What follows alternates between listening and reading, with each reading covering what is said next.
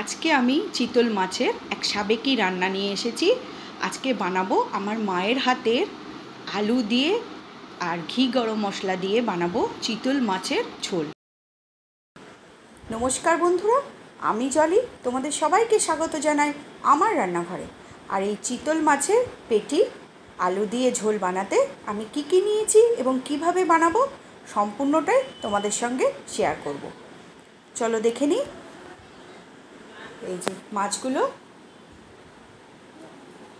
একটা প্লেটে আমি ঢেলে নিয়েছি, কেননা এগুলো বাটিতে ঢাললে এই মাছগুলো পরে সার্ভ করতে খুব অসুবিধা হয়।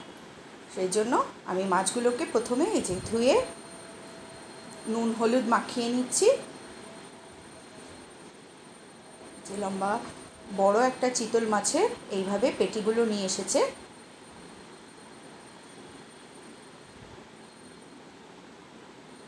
আর এই গরমে চিতল মাছে বেশি কালিয়া করব ভেবেছিলাম, কিন্তু গরম তো খুব পড়েছে, সেই জন্য আলু দিয়ে ঝোল করলাম। আর খুব সুন্দর খেতে হয়েছিল এই ঝোলটা। আলুগুলোকে আমি এরমভাবে লম্বা করে কেটে নিয়েছি। এবার কড়াইতে সর্ষের তেল গরম করে মাছগুলোকে ভাজা বসিয়ে দিয়েছি। একটু ঢেকে দিলাম, কেন মাছগুলো খুব তেল ছিল তো, ছিটকোচ্ছিল, ওই জন্য একটু ঢেকে তারপরে ভাজছি। আমি বেশি কড়া করে ভাজবো না, তাহলে মাছগুলো না প্রচণ্ড রুঠা হয়ে যায়।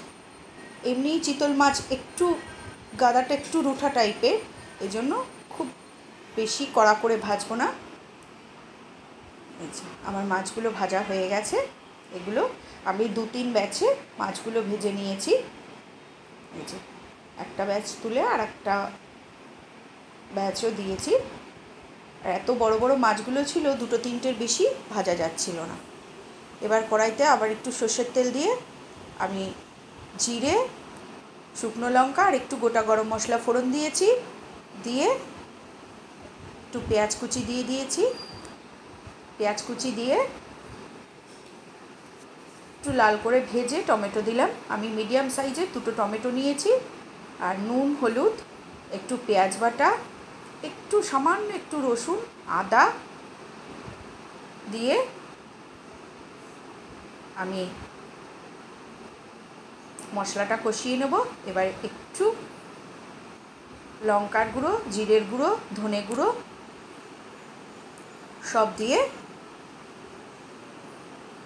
আমি মশলাটা কষাবো।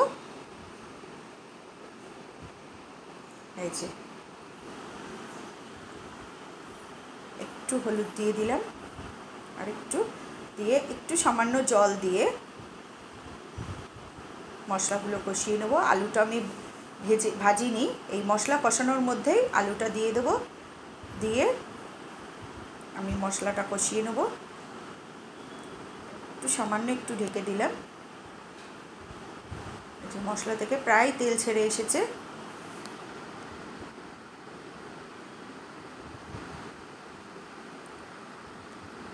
আর একটু কষিয়ে নেব। মশলাটা কষানোর ওপরেই কিন্তু ঝোলের টেস্টটা নির্ভর করে, সেই জন্য আমি মশলাটাকে ভালো করে কষিয়ে নেব। কষিয়ে একদম মানে তেল ছেড়ে দিলে, মশলাটা আমার প্রায় কষানো হয়ে এসেছে।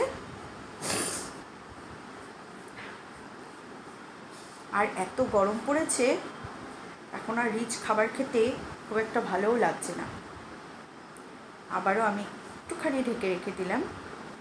আর ওদিকে আমি ইলেকট্রিক কেটলিতে জল গরম করতে দিয়েছি। জলটা আমার গরম হয়ে গেছে। এবার আমি এই যে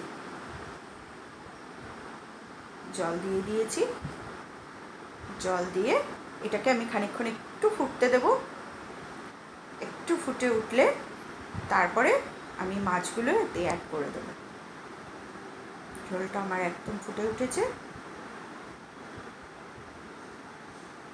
আলুটাও প্রায় গলে গেছে, কেন মাছগুলো দিয়ে বেশিক্ষণ আর ফোটাবো না। এবার আমি মাছগুলো দিয়ে দিচ্ছি।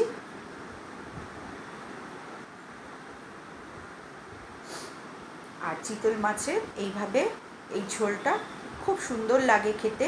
আর মাছ ভাজার তেলটাও আমি দিয়ে দিলাম। দিয়ে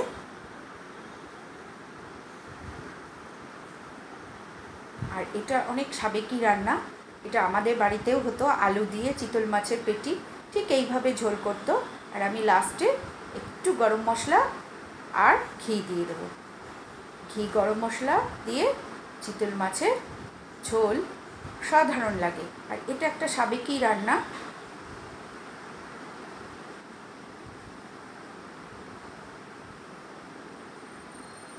আর গরম একটু পাতলা ঝোল চিতল মাছের ঠিক এই ঘি গরম মশলা দিয়ে অসাধারণ লাগে। খেয়ে দেখো, তোমাদেরও ভালো লাগবে। মাছগুলোকে আমি একটা এরকম প্লেটে ঢেলে নিচ্ছি, তাহলে দিতে সুবিধা হয়। আর এই চিতল মাছের আলু দিয়ে এই ঝোল কেমন হয়েছে তোমরা জানিও। ভালো লাগলে আমার চ্যানেলটাকে লাইক ও সাবস্ক্রাইব করে আমার পাশে থেকো।